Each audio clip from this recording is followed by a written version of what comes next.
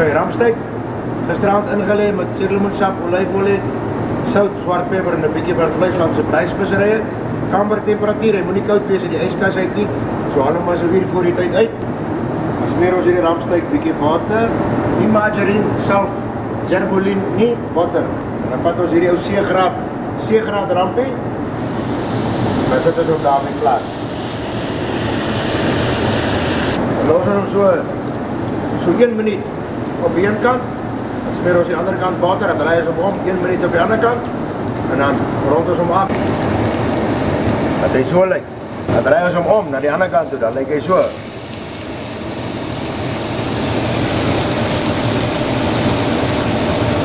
Oké, 1 minuut op die ander kant. Omdraai, dan lyk hy so. En nou is hy nog lekker pap en rauw in die binnenkant. Lekker pap en rauw.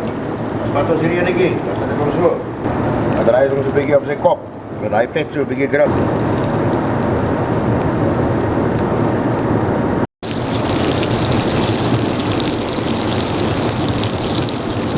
Oké, 1 minuut op die een kant, seel ons om.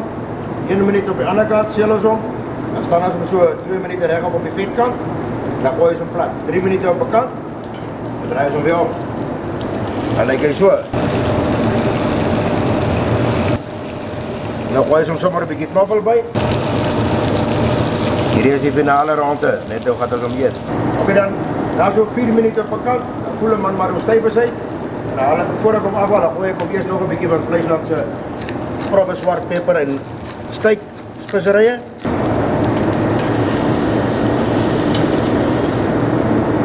Dan lyk hy so. Wat sê hy? En as hy van my so lyk, dan is hy van my 100% reg, dan eet ons 'n C-graad steekie.